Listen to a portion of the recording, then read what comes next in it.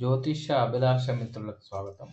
ఈ ఆడియోలో మనము 2026 సంవత్సరంలో వృషభ రాశి వారికి ఎటువంటి ఫలితాలు ఉంటాయో చూద్దాం. కృత్తిక 2, 3, 4 పాదములు జన్మించిన వారు, రోహిణి 1, 2, 3, 4 పాదాలు జన్మించిన వారు, మృగశిర నక్షత్రం 1, 2 పాదములో జన్మించిన వారికి వృషభ రాశి కిందకు వస్తారు. వీళ్ళకి 2026 సంవత్సరంలో ఆదాయం 5, ఖర్చు 14 ఉంటుంది.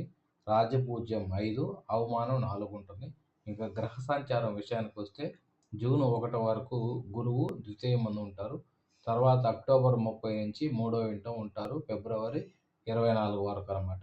శని ఈ సంవత్సరం అంతా 11వ ఇంట ఉంటారు. ఇది అత్యంత శుభదాయకం. అలాగే రాహు 10వ ఇంట ఉంటారు అక్టోబర్ 1 నుంచి.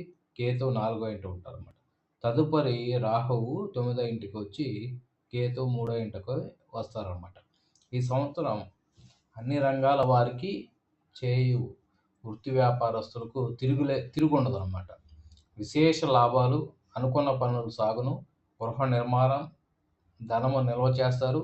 నూతన వాహన వస్తు భూషణ ప్రాప్తి, సంఘంలో గౌరవం ఎక్కువ ఉంటుంది. ఎందుకంటే వృషభ రాశి వారికి 11వ ఇంట ఉన్నాడు శని భగవానుడు. శని లగ్నానికి రాశికి అత్యంత యోగకారకుడు. అలాగే 11వ ఇంట్లో సంచారం వలన విశేషమైనటువంటి శుభ ఫలితాలని శని మనకు ఇస్తాడనమాట. సో వీళ్ళకి జనవరి నెలలో ఎలా ఉంటుందంటే ధనాదాయము, వ్యవహార పరిష్కారము జరుగుతాయి. సామాన్య సుఖాలు, గౌరవ మర్యాదలు అప్రయత్నంగా సంభవిస్తాయి అన్నమాట. ధనమునకు ఇక్కట్లు తగ్గుతాయి. శ్రమకు తగ్గ ఆదాయం పెరుగును. సంతోషంతో కుటుంబ విషయాలు చర్చిస్తారు.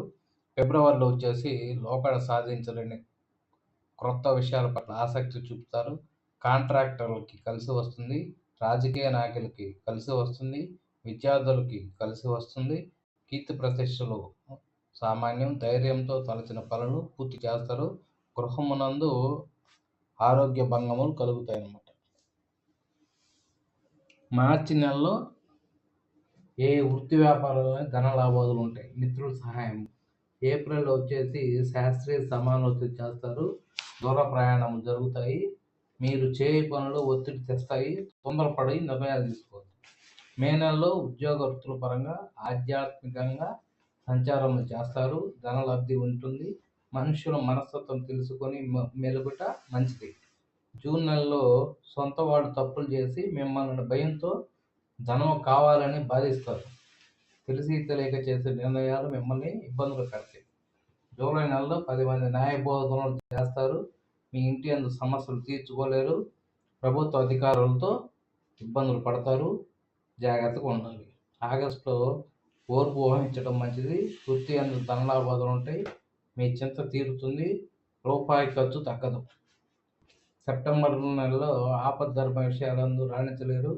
పోటీ పరీక్షలకు వెళ్ళవద్దు. ధనము ఖర్చు చేస్తారు. స్వల్ప అనారోగ్య, మిగతా కుటుంబ విషయాలందు సుఖ సంతోషాలు కలుగుతాయి.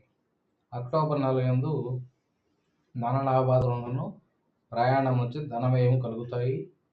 కోర్టు వ్యవహారాలు, అలచిన పనులు.